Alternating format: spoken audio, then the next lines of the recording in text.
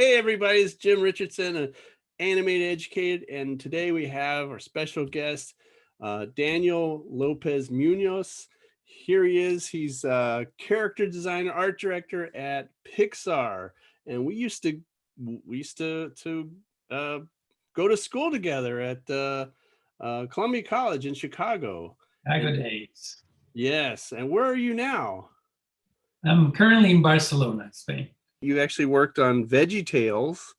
That was like your first job there, and that was a Chicago company. I would say it was my first full-time job Mm-hmm. because up to that point, I had been doing odd jobs here and there in animation, commercials, that sort of thing, right?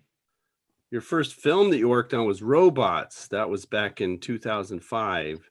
Yeah, the first feature film animation. Yeah. How did you get your inspiration to come up with some of the designs for those robot characters? I was part of the group doing set design, environmental design. So it was a lot of robot architecture, if you will. And so there were three tiers to the world of the robots, all based on the different technological eras that were born out of the industrial age. So you had industrial age machinery, which was all steam based, a lot of rivets, like heavy machinery, grease, all that stuff. And that would live at the bottom of the city. So that was the sort of the initial construction. And then on top of that was the combustible era. So a lot of combustion engines and those types of machines. And then at the very top, the elite would live in the electrical era.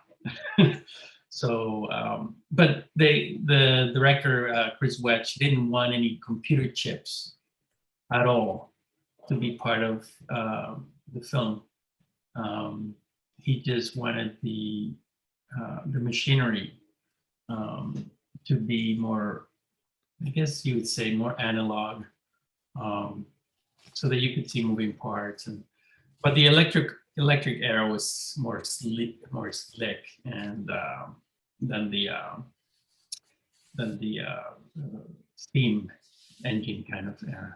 So a lot of the inspiration came from that, from studying the machinery from those, from since the beginning of the industrial age up to today.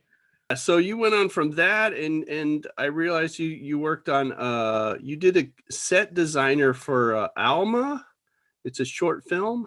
Yeah, that was while at Pixar for a friend and colleague at the time, Rodrigo Blas, who's a Spaniard. Rodrigo Blas. Ah, okay. Yeah. So it's not a Spanish last name. Right. I'll say that. But so yeah, he had animated in The Incredibles, went on to, I think he was the lead animator on Up, one of them. Mm-hmm. I may be getting all foggy again, but yeah, he's great animator. Yeah, and then he went on to direct at DreamWorks. You mentioned Up. You were. It says in your IMDb page that you were the character art direction on Up, and something about color script artist. Yeah. So the way that went on is I was brought in to do character design work on Up, and when you begin to work with other departments and take that from your drawing and then work with technical artists to translate that into a 3D model and then a 3D puppet, and work with the animators on expressions. And so you form kind of this triage of collaborators between the character designer, the characters team, which are the ones at Pixar, they call it characters, the characters department, the folks that do the 3D models and rig the models. And then the animators, then it's like where they have two clients. They have the art department as a client to make sure that they interpret the drawing faithfully, the way that the director expected or he approved on drawing form. And then the other client they have is the animators. So they tend to be one of those departments that are under a lot of pressure because they have a lot of pressure from animators for the rigging part, and the art department for the artistic interpretation. But so you collaborate with those groups, and so once you're in that track in production, you go from just being a designer to do an art direction, because you're essentially guiding the artistic interpretation of the characters. So, and then when that was done on Up, Lou Romano, who had done our color script for the movie for Up, he had left the studio, and it was time to do the color keys, the lighting keys for each sequence. And so they had a lot of the other artists were busy, and so they asked me if I would be interested in doing that. I'm like, of course. I've always really enjoyed every part of the film creation process, and so I was totally up for that challenge. And after Alma, and you worked on the short La Luna. You did that it says here you did character designs for that. Yeah. So, and that was Enrico, who, by the way, is the director for the film that Pixar's putting out this summer. That's called Luca, and it takes place in Italy, and it's kind of a coming of age story. This group of kids that have the interesting quality of being sea monster as well. Oh, interesting. So I that's as much as we can say at the moment. But he did that short La Luna, and I did some character design for him. Yeah. It keeps saying you're a color script artist. Now, what is a color script artist? But it's basically, you're creating paintings to inspire the mood, the lighting, the color of the different scenes in the film. So when you're doing color script, you're really going right off of storyboards, if there are any at all. And then when you're doing lighting keys, you already have some layout work to paint over. So you're kind of doing the job twice, but for a good reason. The color script tends to be more general, and it kind of has the sort of the heart of what you want to communicate with the color and the lighting, but it's not very specific. Particularly the story changes as it does at Pixar. So throughout the whole process, you might need to revisit some of the ideas on the color script because the camera work is different, or the shots ended up being different, even though the scene is the same. Sometimes the scene is completely different, so you need to kind of revisit that. But that's essentially what the color script is. It's a guide. Initially for the director to be able to see his or her film and how it's going to play out emotionally through color and lighting. And it's sort of the inexpensive way of getting a whole team of lighters to express their ideas, early on. In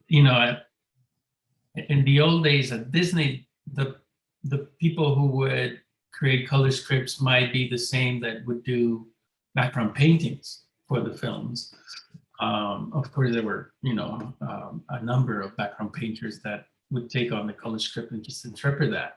But it was a more direct sort of lineage of artists. Whereas at a place like Pixar and most CGI places now, that job is very divided. The whole photography of the film is a very divided task, and there are good reasons for that, but at times it kind of gets in the way of, I shouldn't say get in the way, but it makes it harder because, you know, the real trick of animating is, or working on these things is communication, right? And the more people you have, the harder it gets to communicate something. But that photographing the film, which used to be layout and then background painting, is now a layout department that does all the camera work. There's a lighting department that actually does lighting with digital lights. And then the work that falls under the art department is the color script. Only at times when there isn't somebody in the lighting department paint. And in fact, Pixar, Sharon Callahan, she's a painter, and she likes to do her color script. So whenever she's on a project, she will do her own color script. So it simplifies that communication. I always see color scripts, and I'll see like what they are and what they look like. It looks like just these little tiny kind of thumbnails of just showing, you know, how the color goes from one scene to the next.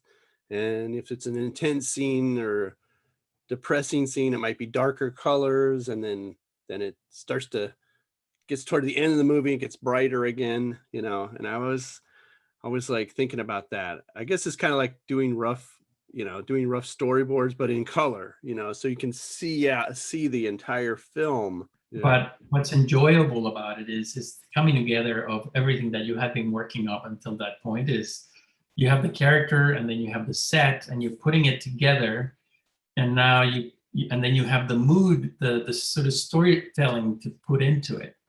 And what I find really fascinating about color script work is that you become a storyteller as well, because you're interpreting the script and the emotions that you want the audience to feel through color and lighting, more so than any other part of the artistic process. You know, characters are pretty independent for the most part from sets. Sometimes you want to relate them, but a lot of times you work kind of in a vacuum in sets and in characters. And you know, depending on how the team is led, you might have more collaboration, or a lot of it is the speed of production too.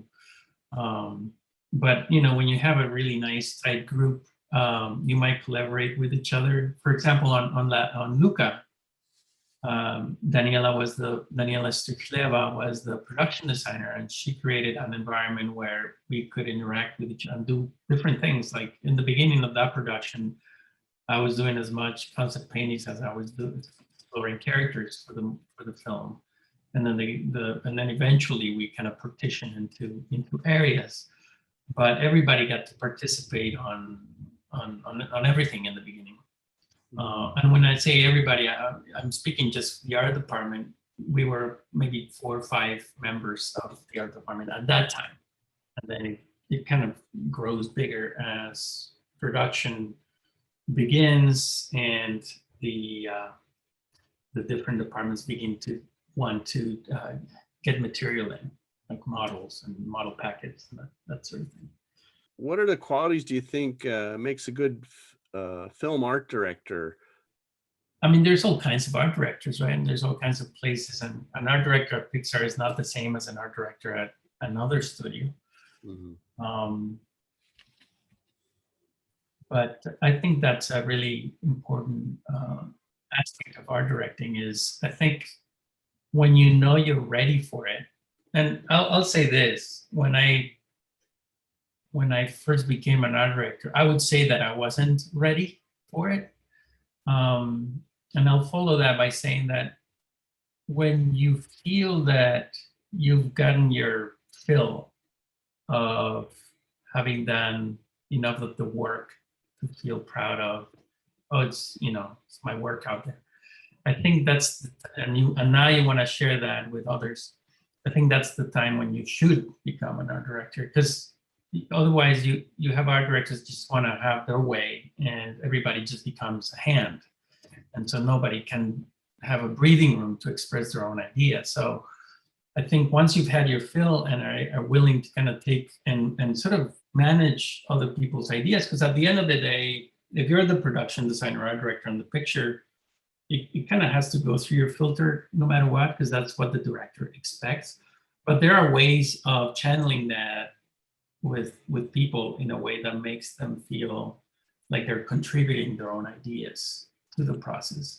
So in many ways, you have to kind of get out of your head the actual image of what you want and generalize that idea more and say, well, this is kind of where I want to go with this, but you got to keep kind of an open mind that it could be interpreted several ways, so long as you can channel it in the right direction.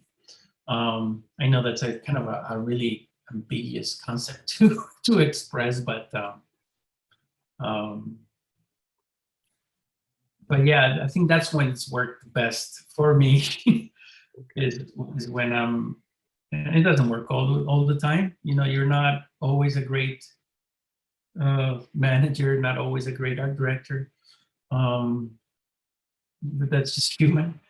It's something certainly to strive for. In fact, I hope that I can always, if I'm in that position, allow people to express themselves as much as possible and be able to guide them toward the same goal that the director wants.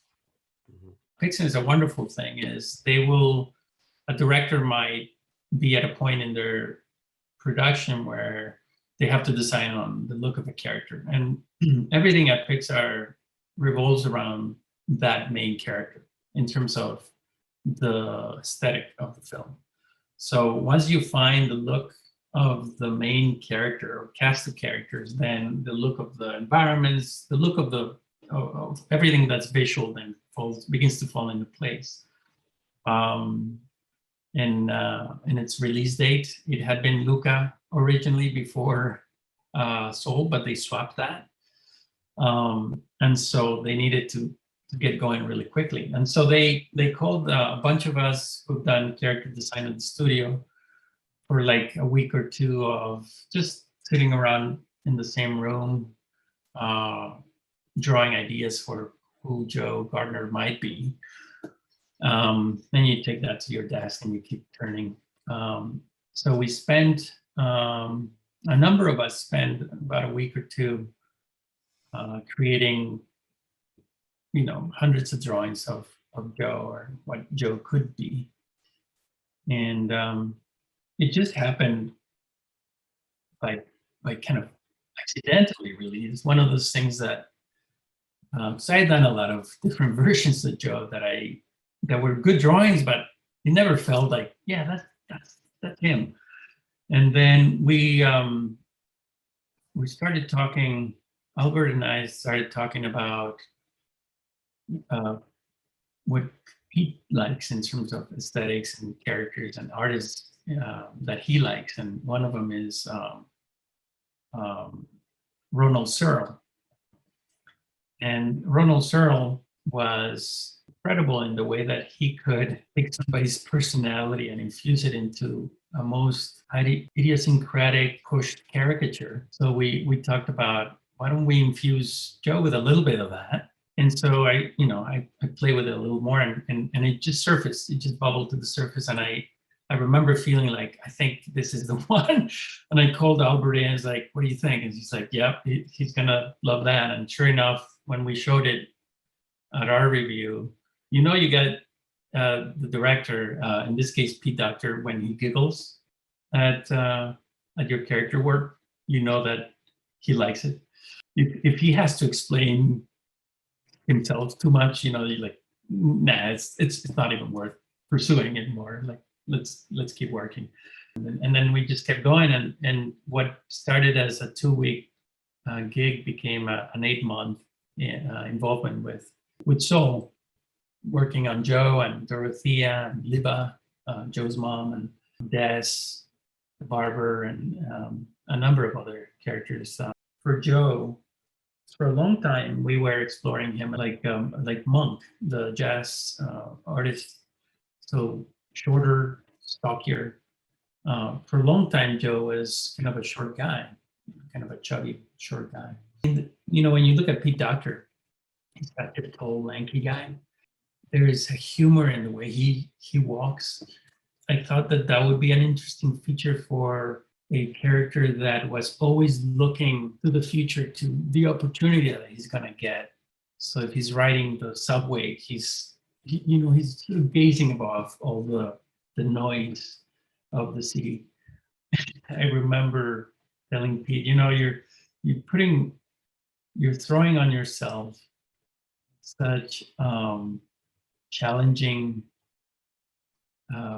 hurdles to go through. I mean, one is you're dealing with the soul, and you're going to have critics, and religious critics. You're going to have critics everywhere. I mean, we're talking about the soul, right? Like, what else is there?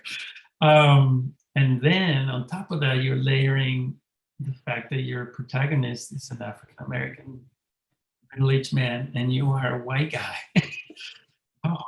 Can we make it any harder, Pete? Like, why don't you, like I said, like, I think there's a familiarity to Joe being tall and lanky that Pete could connect with, right? He could express that part of that difficulty that I'm sure he had growing up, and still has, being a very tall, lanky guy. And how does he get into a tiny little car? How does he ride the subway? That would kind of make it familiar to his experience, at least in that aspect, and the physical aspect.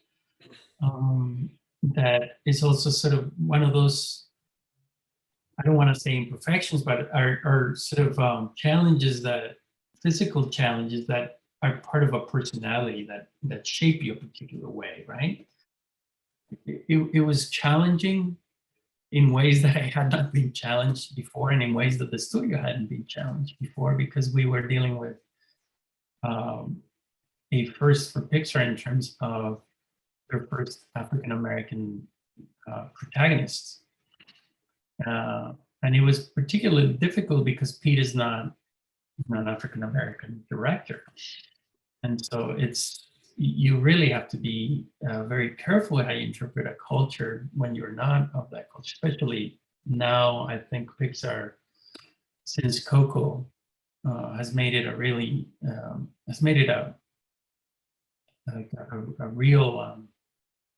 He has taken it very seriously, and we took it very seriously to make sure that we didn't do the wrong thing or interpret something wrong. There's obviously, I mean, you can't please everybody, but I can tell you, boy, I mean, there were culture consultants on the picture that were brought in from the outside, people who were in jazz, musicians, science, and demographics, and that sort of thing. And then we had a group within Pixar comprised of people of color, some African Americans and Latino and so on, who also give their sort of feedback on the characters that we were designing, and for the story, also feedback to how they were writing the characters in the picture. So that was challenging, right? And it was kind of a first for everybody, really. And so you sometimes you have people who don't have a film background, giving you feedback on a character that is of a particular way because of a story need. And so some comments were just way off and some were great, but it was just an adaptation from our part and from their part until we found sort of the sweet spot that worked. in order for Pete to be able to tell that story in a fun way, entertaining way, for us to keep the level of caricature that we were able to keep, because that was one of those things that came to the top, is should it be this idiosyncratic and this sort of wacky looking, and because Joe is very much an imperfect character. He's tall, has a belly, his neck is super long, he's got this really pushed features and character. But we dialed it in to make using folks that were part of that cultural trust, as we called it. But again, Pete was able to maintain that level of fun caricature, which otherwise why do it in animation? But we also didn't want to create characters that just didn't feel authentic, or that you would go, oh, I've seen that person, So if we'd done our job right, people would have identified somebody that they know in the characters. And so far, I think the feedback's been positive. And again, like I said, you can't please everybody all the time. Like Chuck Jones said, you're either going to make an enemy or a friend, because right. It's a tightrope situation for sure, and it's more so now, I think, because we're more aware of it, and it's a good thing, right? Because for example, for me as a Hispanic person, like I've fended off comments in the past, but I don't. For me, it really is all. You gotta tie it to context. People often don't mean to insult you or anything like that. So you gotta know where it's coming from, and certainly with Soul, like if it's Pete Docter, that at the end result is going to be incredibly respectful and incredibly good to the subject that he is telling the story about. So that was never a concern for me. Like if you work with other directors, you're like, oh shoot, are we gonna just all end up in? But that with Pete Docter, you're gonna get a good result, and so I had that as sort of it liberated me from that part of it in terms of how the characters were going to be portrayed. I knew that it was going to be a good thing, and so what became the challenge is getting enough caricature without going over the line, and sure, there were conversations back and forth. It's should we? Is his neck too long? Is he too chubby and all this stuff? But that was such a part of his character, because and I have to say that Pete from the beginning was such a believer of that character that it really helped too, because and with his experience now at Pixar, he's become a lot more savvy on how to interact and express his ideas, and so what Joe Gardner needed to be was that middle-aged person that's either going to make it or not make it, and so he couldn't be this beautiful, person. It had to have imperfections in him so that we can identify with those imperfections. Anyway, but yeah, that was a tough one. Do you have any tips on how to create effective characters that people can relate to and are interesting? Just speaking from my own experience, the best thing you can do is actually find in real life a personality that you're trying to portray.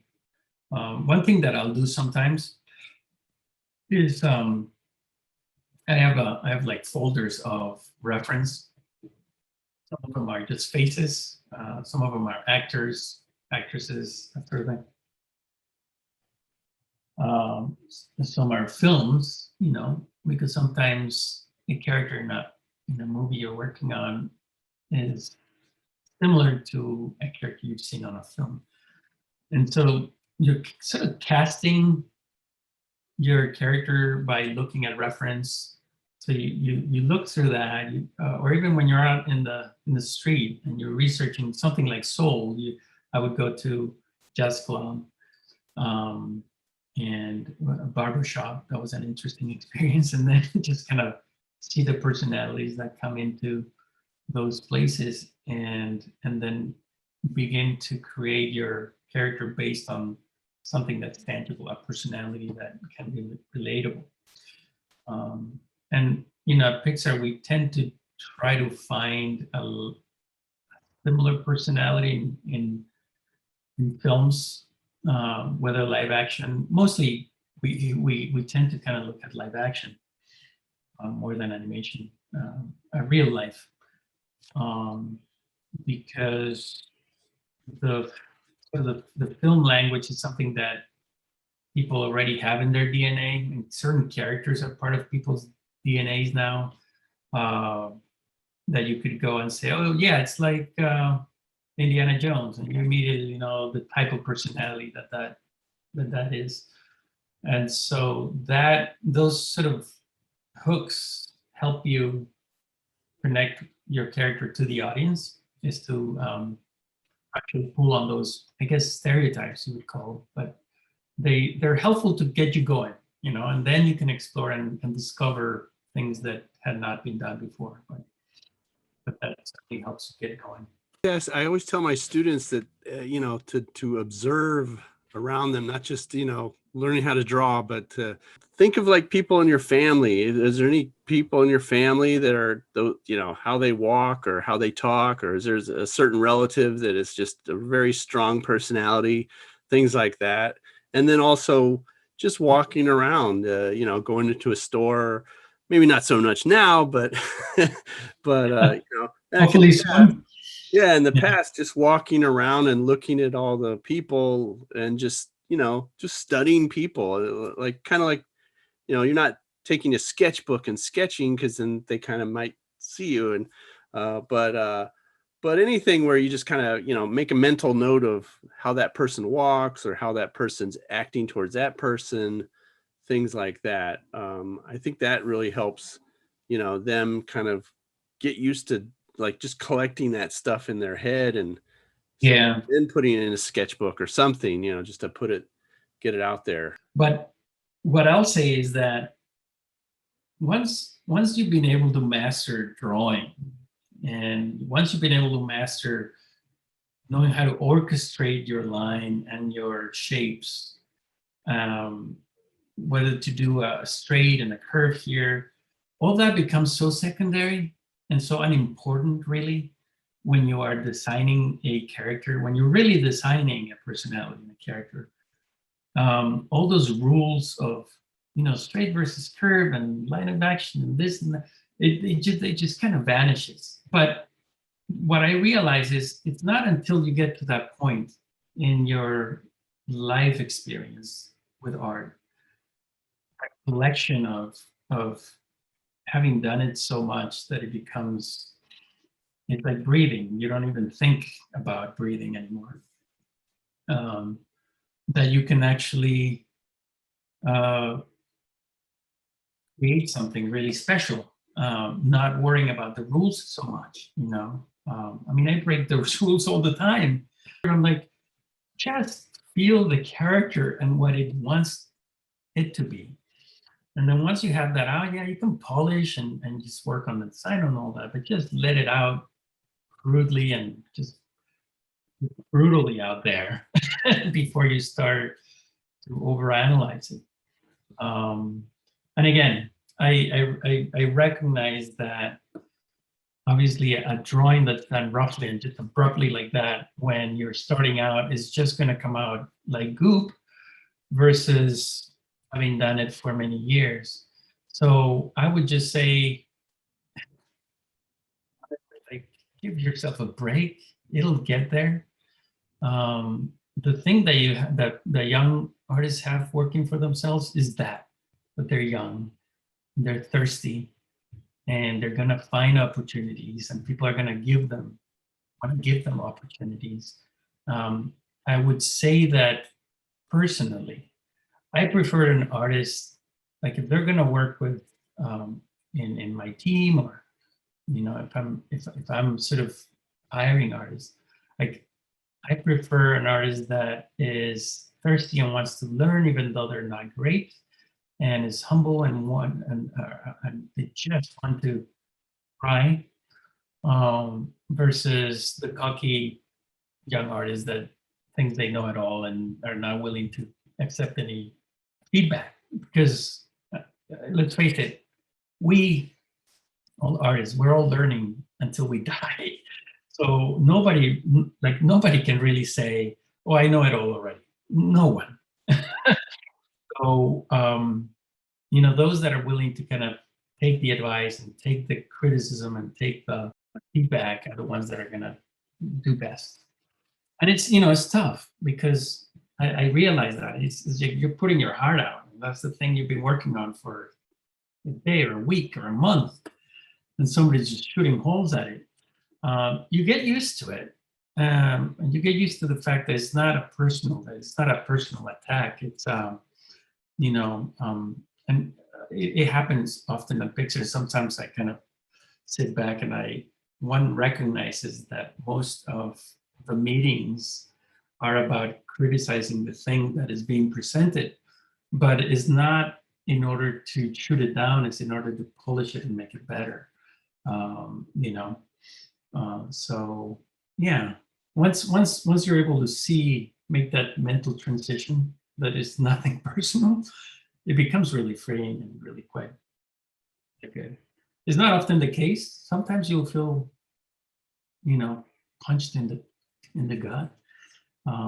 But you just dust off, and the next thing you do will be better. I guarantee it. I mean, I have had so many drawings shut down, and the next one is better than the former. So, What are the challenges that come up with character design? What are the aspects that go through transferring a 2D character design into a 3D one? Well, it depends on, the more challenging ones are the simpler ones. And when I say simpler, I don't mean that they were simple to make, because in fact, they're really economical in terms of line. And you could think of the UPA era and the characters of that era, how sophisticated the design was, right? Because one could say, "Oh, well, that's easy to do. Let me just do it," But to take thousands of lines that make up, a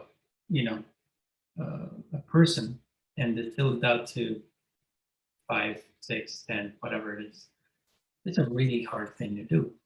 And when you take one of those characters and try to interpret it into 3D, that's even harder, because you're telling something that is flat and already so distilled down to essential shapes, that are delineated by a few lines. And now you're going to deal with form, and how is the mouth, like, is it just going to be a cutout? And look, like, you can take a super simple character and put it in the computer, and you can say, "Oh, look, there it is." But from that to making it as sophisticated as some of the characters that artists have been able to do at Pixar in the characters department from 2D drawings, and make you believe that there is, a soul in there. No pun intended. It's really hard. That's really challenging, because you have to then decide, okay, when he turns, you're going to get a shadow here that we didn't really intend to get. It's like, how do you edit that down? And so it begins to be a work of simplification of what the figure tends to give you, which is, you know, full realism. So I would say that's kind of the hardest thing with 3D is when you have a very when you have a sophisticated style that's very economical in its look, and you want to try to put it in 3D and make an audience sit there for an hour and 20 minutes and enjoy every minute of it and not get tired of that thing. It's very hard. You know, there are films that are very simple looking and even some that are perhaps more stylized than a Pixar film, but would you be able to sit through and believe every emotion that they go through the way that you do with the films that you know, the Pixar does? I don't know. That's kind of a poor discussion and interpretation. Oh, okay. All right. No problem. But I think that's the real challenge. How can one prevent themselves from repeating similar ideas they've done already? My advice would be, if that's your thing, if you like that kind of design, just let another stylistic approach influence it a little bit, because it will just skew it just the right way to feel fresh and different. And you know, because I like old, I really like, I dig realistic stuff as much as I dig very sort of modernist styles and stylized stuff. There's always something in all of it. It's just a matter of finding what you like about a particular style or a particular artistic approach, and then just kind of channeling that, or just taking that in, trying it, and then just channeling it through. Yeah, and that would be my advice, is just kind of break away from the style that you're working on, just try something different, then come back to it. Maybe that other approach has now influence and giving you a little extra layer to put into the work. So what's your thought process behind designing characters? Do you have anything like that, or? In recent years, what I really enjoy is just taking one meeting with the director in which he or she tells me not what they want graphically, but what the character's about, what makes them tick, and what are their imperfections, or you know, what keeps them up at night, and what do they want to say with the story about that particular character? What's kind of the metaphor of the character in the story? That's number one. Like, if I don't have that meeting, I'm completely lost, you know. And it varies. You have directors that tell you, oh yeah, I want this boxy thing here, and there, it's gonna have this big nose, and it's just boring. Quite frankly, like, it's just draw it. Why don't you draw it for me, and then I'll polish it if you want. I mean, most of the time, if a director approaches you, it's because they want your take on the personality that they have in mind. So why on earth would they be telling you how to draw it? And I only say that because those people do exist. They're out there. And some of your students may encounter them. And I'm not suggesting that they tell them, why don't you just draw it for me? Because that would be the wrong thing to do. Well, I'm just venting a little bit. But you kind of want to get at a more global idea, a more sort of ethereal, if you will, a more, you want to base it on personality and feeling, like what are the feelings that the characters do, not so much the physical look, because you can create that's what you're going to do. You're going to create the look based on what the character, what the purpose of the characters on the story. And then, like I said, I start sort of casting mentally. It's like, oh, this feels like this character in this movie, and this feels like maybe that, that person, you start collecting features like, oh, maybe they can be tall and thin, so that's one example of so many I could name, but you kind of want to find those details and kind of exploit them as much as possible. Okay, one more last question. All right. Done yet? Well, first of all, I want to thank you, Daniel, for coming on Animated Educated, and it's been great seeing you again after all these years. And hopefully, when we get back together, like without masks, we'll see each other. Yeah, so thanks for coming on and letting everybody know, what you've been doing and all that. Thanks, Jim. My pleasure. It was actually such a good surprise to see familiar other faces as well as yours. Thank you for that. That's awesome. You're welcome. Well, next time I'll be talking to Mark Evans, the director of a new documentary about the father of claymation, Will Vinton. And if you're the 500th or the 1000th subscriber, you will win a special prize, but you have to be a subscriber first. So go ahead and click that little button right there. And if you want to see more videos, more interviews, you can check out this one right here. It's pretty good. And that one is not so bad either. Thanks for watching, and we'll see you next time on Animated Educated.